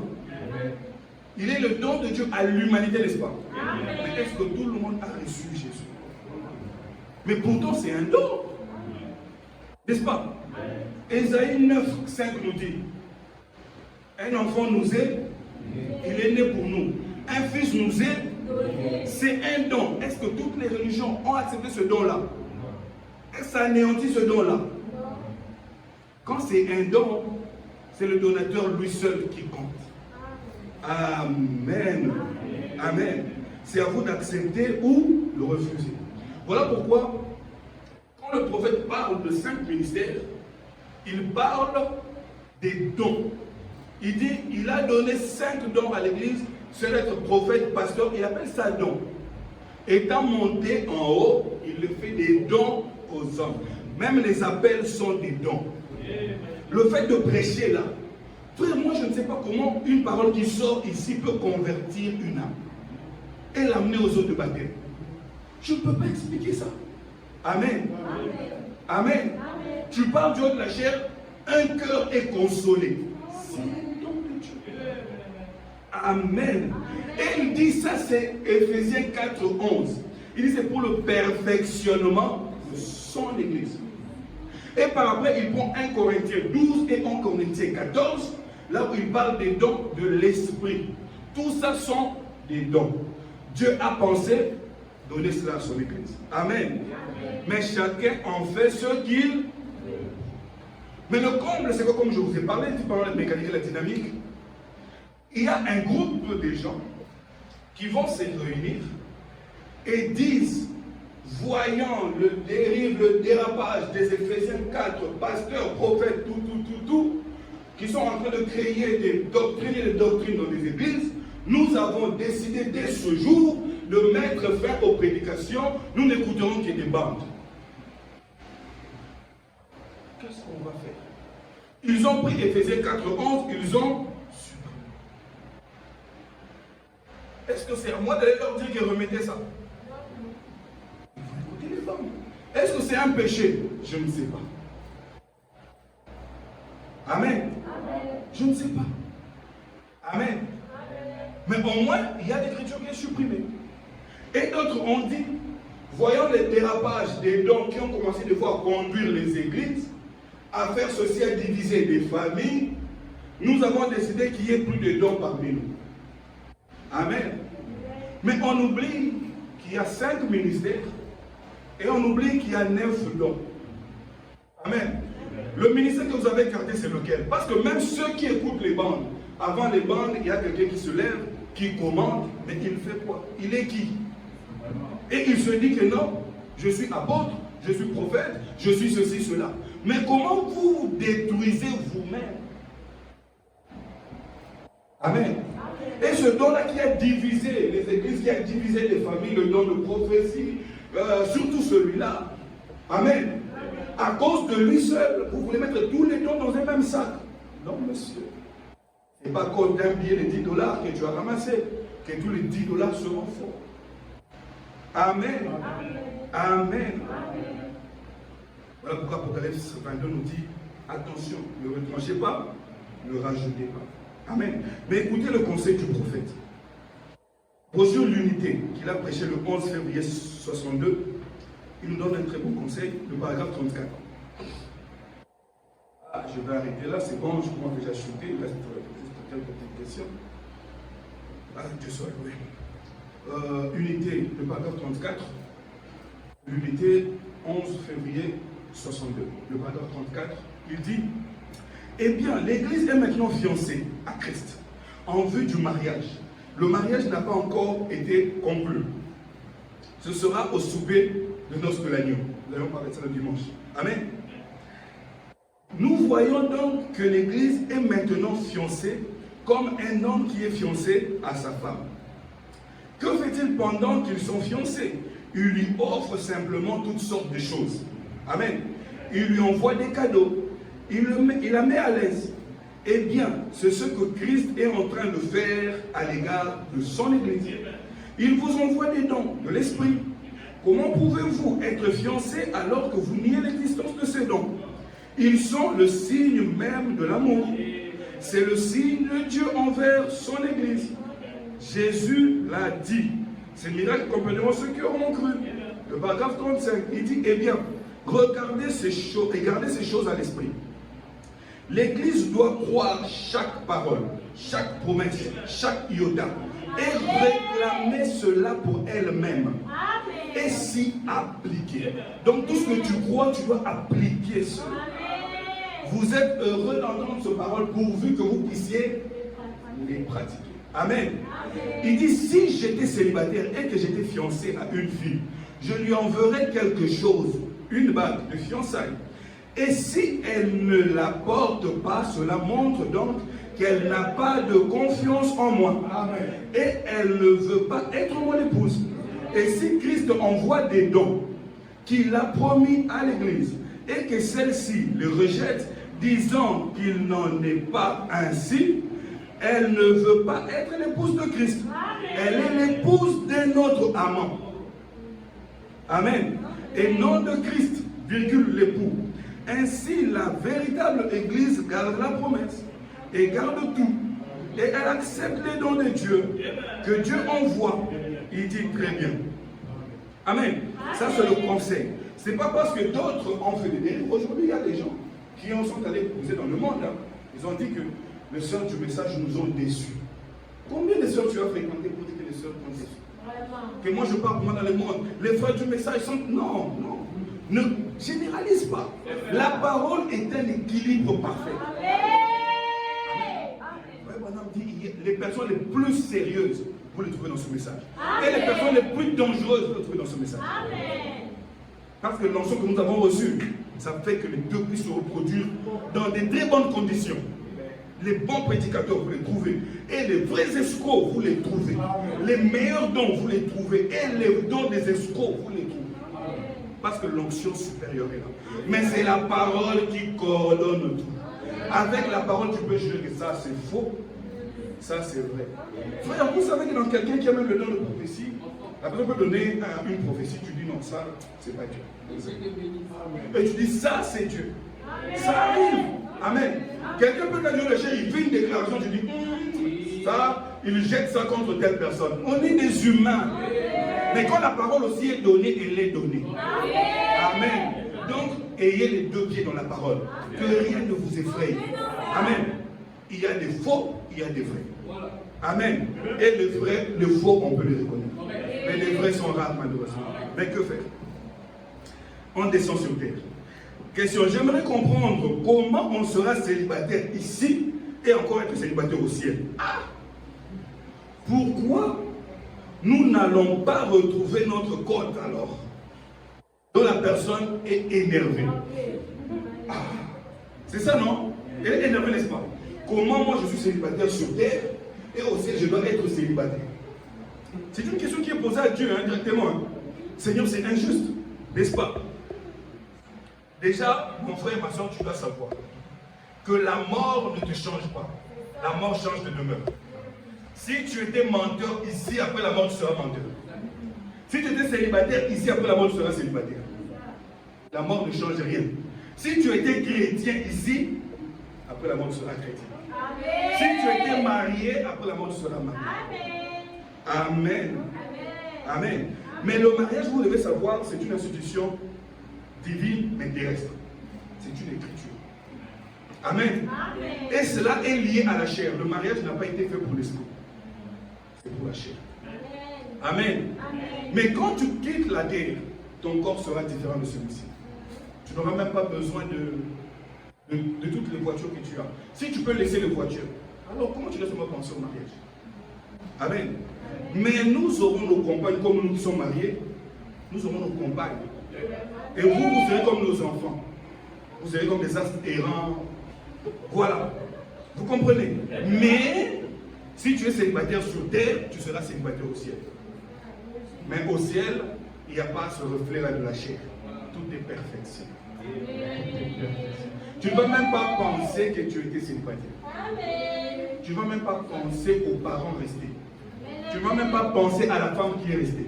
Tu ne vas même pas penser au mari qui est resté. Parce que là, c'est la perfection. Comme il dit, nous allons connaître comme nous avons été connus. Amen. Voilà pourquoi, quand un chanteur a chanté, ça a été difficile. Bon, ce sont des poètes. La plupart de nos chants sont des poètes. Que quand j'irai au ciel, je dirais que sur la terre, ça a été difficile. Hein? Plus c'est la poésie, ne me comprenez pas mal. Des fois, on fait des poèmes, mais quand on sera sur la terre là-bas, on cherchera une seule chose, voir Jésus. Amen. Oh, sur la terre, il est tombé 10 000 fois. On ne va même pas reconnaître ça. Ça sera disparu. Amen. Amen. Voilà. L'autre question, comment est-ce que nous qui serons... Non, j'ai pas aimé ça. Ah non, ceux qui seront... Oh là, je dois clôturer là. Comment est-ce que ceux qui seront mal mariés retrouveront leur code respectif? Ceux qui seront mal mariés trouveront leur code respectif aussi à lui. Comme je l'ai dit, le mariage, c'est une écriture qui doit s'accomplir. N'est-ce pas? Oui. Quand l'écriture a été mal accomplie sur terre, elle doit se corriger au ciel. Ben, c'est une écriture. Toute écriture retournera à sa place. Amen. Parce que la semence qui tombe, comme Esaïe le dit, doit retourner pour donner un compte rendu. Et le mariage qui a été mal conclu sera réparé. Amen. Amen. Parce que c'est une écriture. Amen. C'est comme quelqu'un qui a été estropié sur terre. Il arrive au ciel, il ne sera pas estropié. N'est-ce pas? Amen. Sa bonne santé doit lui être restaurée. Mais un conseil, aussi longtemps que tu es sur terre, fais ton choix selon la parole. Amen. Si tu appliques la parole, comme le prophète te dit comment faire un choix, tu n'auras pas de telles questions. Amen. Amen. Si ça vient, tu diras non, j'ai fait mon choix conformément à la parole. L'autre question. Première question. Est-ce vrai que le prophète Branham a-t-il dit que quand il partira, entre parenthèses, mourir, c'est son fils Joseph qui prendra le relève ou la relève? Si c'est vrai, qu'est-ce que nous devons faire? C'est une question, n'est-ce pas? Est-ce qu'il a dit ça? Oui, il a dit ça. Amen. Amen. Il a dit cela. Que quand je partirai, Joseph là, le têtu là, prendra ma place. Il a dit ça. On ne peut pas effacer cela. On ne peut pas se battre autour de cela. Il l'a dit. Amen. Mais les gens ont oublié la chose qui a poussé le prophète d'aimer ou de réclamer Joseph. Il lisait l'histoire de Joseph de la Bible. Comment il était un enfant spécial. Comment il a conservé les gens en vie lors de la famine. Comment il a distribué la nourriture. Il a tellement aimé Joseph, Dieu lui dit que je te donnerai Joseph. Et qu'est-ce que Joseph fait aujourd'hui? Il distribue la nourriture. Amen. En dehors d'être Éphésiens 4, en dehors de prêcher, il est prophète, oui, il distribue la nourriture. Et en tant que pasteur, il s'occupe du Branham Tabernacle. Quelqu'un m'a posé la question. Rapidement. Qu'en est-il de l'évêché qu'on voit par-ci par-là? Ce sont des questions qui sont dans l'esprit. Papa s'en va, l'enfant prend et puis l'enfant devient évêque, tout ça, non. Le frère Branham dit, l'évêque, c'est celui qui est à la tête de la première église. Ce n'est pas celui qui remplace celui qui est à la tête de la première église. Parce que l'évêché, c'est lié au temps, à l'expérience. Et l'évêque, c'est celui qui a sorti les gens de son sein, qui a engendré les ministères. C'est ça un évêque. Frère Samuel, ici, n'aura pas honte de m'appeler son évêque. Son ministère est engendré ici. Le frère Maranatha, pareil. Amen. Le frère Péniel, pareil. Et il y aura aussi d'autres prédicateurs, certainement. Amen. Leurs ministères sont engendrés ici. Amen. Mais est-ce que je serai là pour les contrôler? Non. Celui qui les a appelés, c'est celui qui m'a aussi appelé. Amen. Amen. Et dire automatiquement que tel qui prend la place devient l'évêque, ça c'est aussi mal placer les Écritures. Amen. Parce qu'aujourd'hui, Joseph a pris la place de Branham au Branham Tabernacle. Il devient notre évêque. L'église de Mukuna. Mukuna est la première église au Congo du message. Aujourd'hui, cette église-là continue. Qui peut dire avec audace qu'ils sont nos évêques? Amen. Frère, il y a quoi à manger dans ce message? Hein? Que Dieu nous aide. Amen. Mais écoutez ce que le prophète dit au sujet de Joseph. Voir Dieu au paragraphe 23. Il a prêché le 29, 11, 59. Il dit ceci. Le matin où je l'ai consacré au Seigneur, il y avait là plusieurs petits bébés. Voir Dieu du 29, 11, 59, le paragraphe 23. Il y avait là plusieurs petits bébés. Leur mère était avec eux à l'hôtel. Quand j'ai pris Joseph dans mes bras, sans savoir ce que je disais, j'ai dit, Joseph, mon fils, tu es un... Comment on va supprimer ça? Il est prophète, frère. Mais ce qui me fait mal, sincèrement, c'est de faire de lui un prophète majeur. Ça brise mon cœur. Frère Branham dit, il restait une seule étoile dans la main de Dieu. Et quand Dieu lance l'étoile, il vient lui-même, il entre dedans. Et si le prophète majeur, il travaille en lui. Amen. Parce que ce message que nous avons s'appelle William Marion Branham jusqu'aujourd'hui. Notre message n'a pas changé de nom. Jusqu'aujourd'hui, nous sommes identifiés aux gens de Branham comme on a identifié les gens de Paul, de Irénée, de Martin. Aujourd'hui, nous sommes identifiés aux prophètes. On n'est même pas identifié aux pasteurs. Vous comprenez? Mais notre bien-aimé Joseph, il est prophète d'Éphésiens 4. Dans Branham Tabernacle, où il exerce comme pasteur, et un très bon pasteur de son église, et il prend les décisions sur son église. Lui-même a dit, je ne contredis pas les Éphésiens 4. Mais ce sont les adeptes qui alors disent que non, frère, pour nous dit en secret qu'il n'a pas confiance en Éphésiens 4. Nous, on va croire qu'il les adeptes, on va le croire lui-même.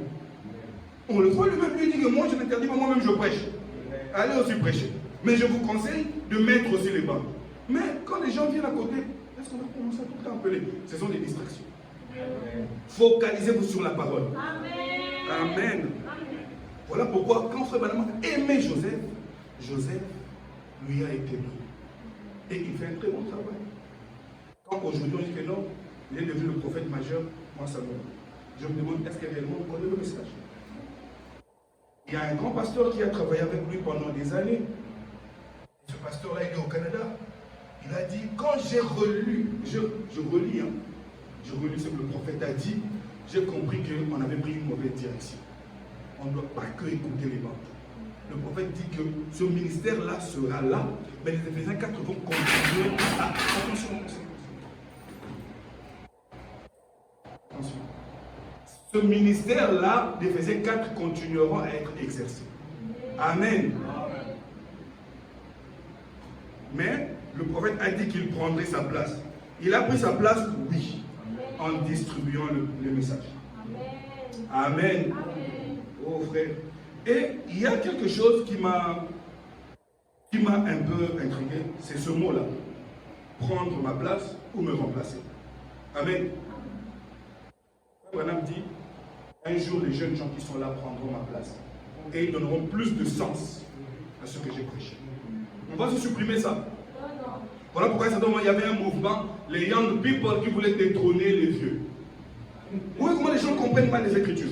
C'était un mouvement. Les young people ont dit que non, tous les vieux là doivent aller au garage. Frère, il y a des choses, il y a à boire et à manger dans ce message. Il suffit que les gens saisissent mal l'Écriture. Est-ce que vous, les jeunes, pouvez tenir si ces vieux-là ne sont pas là? Et ces gens-là qui peuvent tenir en disant que non, ces vieux-là sont rien. Tout ce qu'ils ont fait là, c'est rien. Frère, faites attention, faites attention. Si nous sommes ce que nous sommes, c'est parce que les vieux-là ont travaillé. S'ils n'avaient rien fait, on serait pire même que le monde. Ils se sont privés de tout. Et après, Dieu les a bénis. Amen. Oh frère.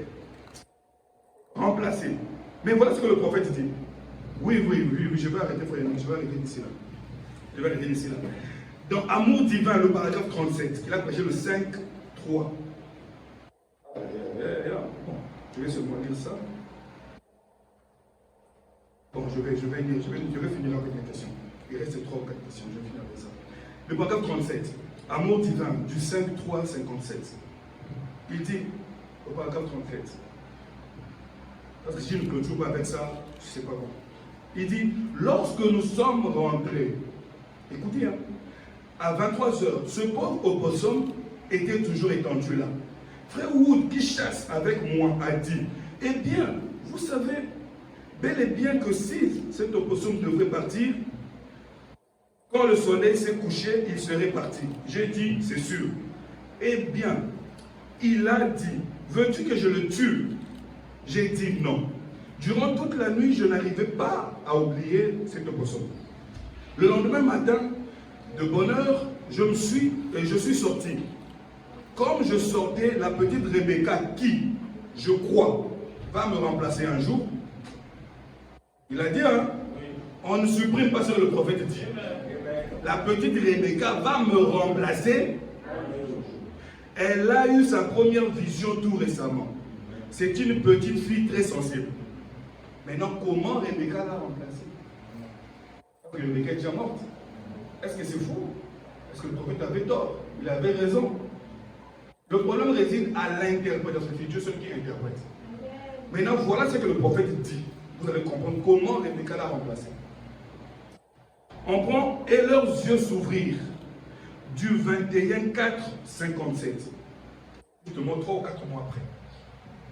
Le paragraphe 134. Voilà ce que le prophète dit. Et alors, « Et leurs yeux s'ouvrirent » du 21-4-57, le paragraphe 134. On va lire ensemble. Il dit, Rebecca, reviens un peu ici, chérie. Arrête-toi juste là, là où tu es. Il dit, voilà ma fillette qui, un jour, sera aussi une. Qui a dit ça?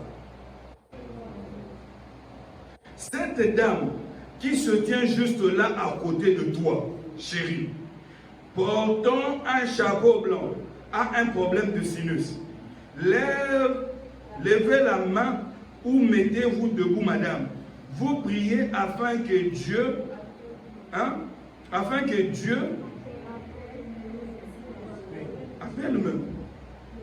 appelle, me laisse vous appeler. Est-ce juste? Il dit, que ma fillette vous impose les mains là-bas. Il dit, ô Dieu éternel, au nom de Jésus-Christ, je réprimande ce démon qui tourmente cette femme et qu'elle soit chassée au nom de Jésus. La fille a prié pour quelqu'un pour qui le prophète pouvait prier. Amen. Amen. Parce qu'après cela, on n'a pas vu de grandes actions que Rebecca a fait. Amen. Amen. Oh non, il avait dit que Rebecca allait le remplacer, prier. Le problème, c'est quand nous cherchons à comprendre nous-mêmes. Amen. Amen. Dieu dit, il peut te donner un don aujourd'hui et demain l'enlever. Amen. Amen. Il t'appelle pour un travail maintenant, par après, c'est fini. Il n'y a plus rien. Amen. Amen. Et toi, quand tu t'accroches à cela, c'est là où les bêtises commencent. Amen. Amen. Voilà. L'autre question m'est posée, celle-ci. Il dit, ma question à l'endroit du pasteur est celle-ci. Pourquoi le frère Maranatha, qui pour moi était le second du pasteur, ne vient plus à l'église avec sa famille? On a déjà traité ça ici. On a déjà parlé de ça ici. Et on a prié même pour ça ici. Le frère m'avait dit, lorsqu'il a déposé sa démission, que pasteur, je ne suis pas parti, je suis là. Amen. Amen. Il m'a dit ça, moi je crois sur parole. Amen. Peu importe le temps que ça prendra, il m'a dit. Vu qu'il a travaillé avec mon Dieu de cette chair, le jour où il va décider vraiment de quitter l'église, je sais qu'il viendra me dire que pasteur, j'ai vraiment décidé de quitter. Amen. Amen. Ne soyons pas pressés, donnons le temps au temps. Amen. Amen. Mais sachez qu'entre moi et frère Maranatha, il n'y a pas de problème. On ne sait même pas chamailler. Il n'y a rien. Amen. Amen. On est en bonne relation. Sauf qu'il a démissionné pour des raisons qu'il va vraiment prendre le temps de me dire ouvertement comme ça. Amen. Amen. Mais c'est mon frère. Sa chère épouse, c'est ma soeur. Les gens de sa maison, la soeur Néma, c'est ma soeur. D'ailleurs, même j'ai parlé avec elle il n'y a pas longtemps. Pour dire que laissons le temps à Dieu. Amen. Amen. Vous savez, je vais vous donner un conseil. Quand un ami se retire de toi, ne force pas. Quand tu forces, tu fais de lui un hypocrite. Laisse-le partir. Il aura le temps de réfléchir et il reviendra si réellement Dieu le voit auprès de toi. Amen. Amen. Si tu forces, tu crées des hypocrites. Et là, c'est pas bon. Dieu n'aime pas les hypocrites. Frère Branham dit, je préfère voir quelqu'un qui boive, mais pas un hypocrite. Amen. Alors moi, je n'aimerais pas rendre mon frère hypocrite. Il a ses raisons. Il m'a dit que je suis là. Je crois ce qu'il a dit. Même s'il n'est pas là, parce qu'on est là, lui n'est pas là, sa famille n'est pas là, mais j'attends. Amen. Et aussi un dernier conseil. Vous qui parlez avec vos frères, n'essayez pas de transformer tout ce qui se dit. Amen. D'ailleurs, là-bas, le pasteur a dit ça. Après, on attend que non, voilà. Avec tout ce que j'entends là-bas, je pouvais revenir, mais ça me rend encore. J'ai dit quelque chose de mal, Dieu ce cher. Je vous ai déjà dit quelque chose de mal, sur cette chair contre mon frère Maranatha. Je vous ai dit ça. Non. Mais en tant que prédicateur, je dois être dur envers lui. Parce que les prédicateurs, on ne doit pas s'amuser avec les prédicateurs. Nous sommes des exemples. Parce que le jour où je faillirai, vous là, c'est vous qui allez me chasser ici. Je viendrai là à la porte, vous allez me chasser. N'est-ce pas? La parole vous donne ce droit-là. Que le pasteur commence à nous embrouiller. Il tombe par-ci, il tombe par-là, vous allez me chasser. Voilà pourquoi Dieu est dur envers les prédicateurs. Amen. Et si Dieu est dur, moi aussi je suis dur envers les prédicateurs.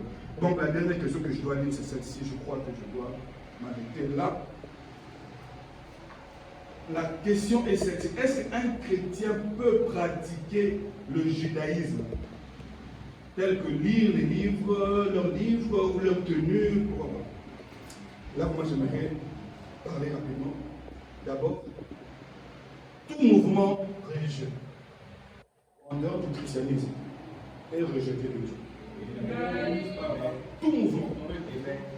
Tout mouvement, peu importe la forme de sainteté, s'ils ne sont pas dans le christianisme, parce que maintenant, Dieu a ses yeux vers le christianisme.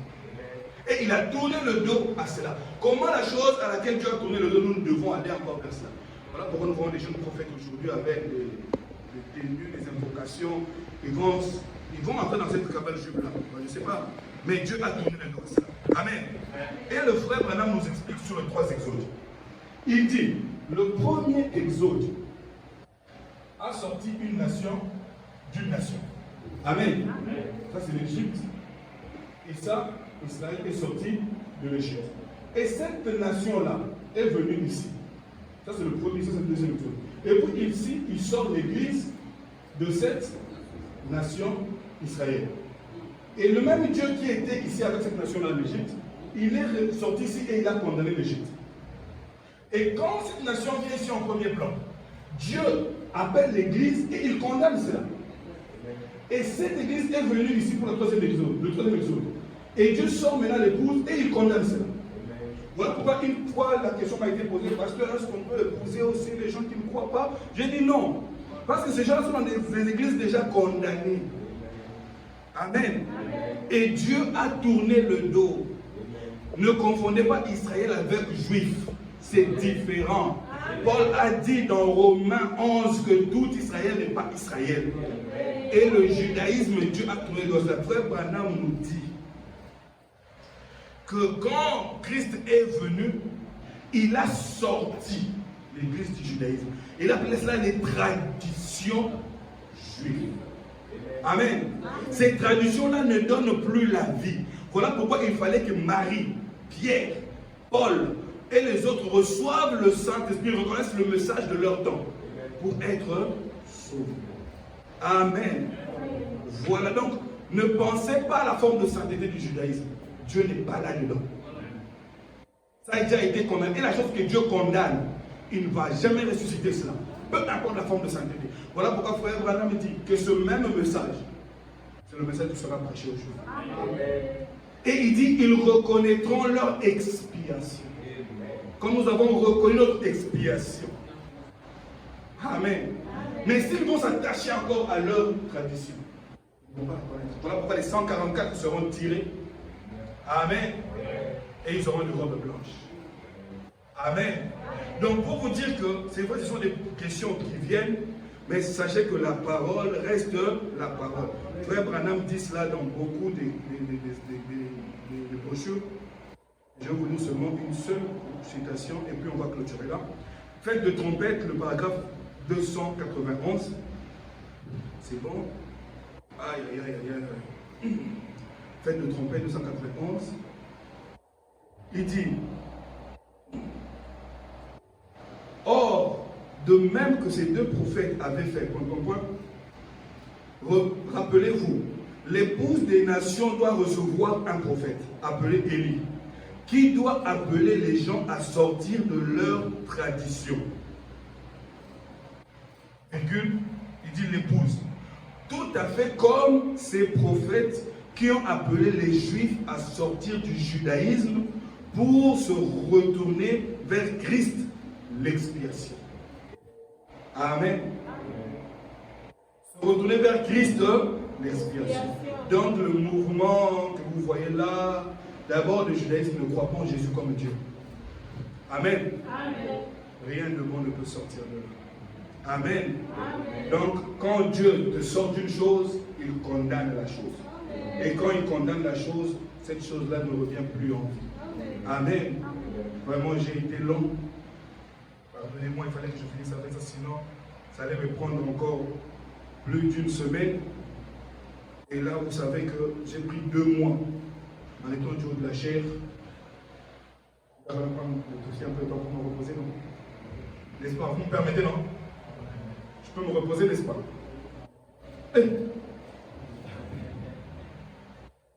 Non, je dois me reposer quand même. J'ai une petite épouse qui est là à la maison. Elle est aussi fatiguée, je dois l'aider. Amen. Je veux être un bon père, un bon époux, un bon pasteur en même temps. Et tout ça demande beaucoup d'équilibre. Amen. Voilà, on donne un peu ici, on donne un peu là-bas, on donne un peu là-bas. Que tout le monde se sente aimé, que tout le monde se sente chéri. Amen. Amen. C'est comme ça que vous devez être aussi. Et chaque personne qui passera ici pour prêcher, on va le soutenir. Amen. Toutefois, je sais que le frère Samuel est là. Et je sais que vous aurez aussi des belles surprises. Mais pour le reste, que Dieu le bénisse abondamment. J'espère que les questions ont été répondues par la grâce de Dieu.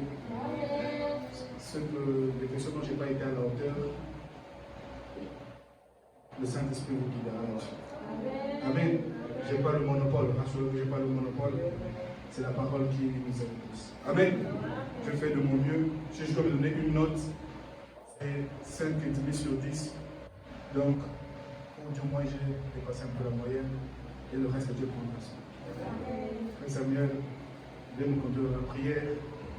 Que Dieu vous bénisse abondamment.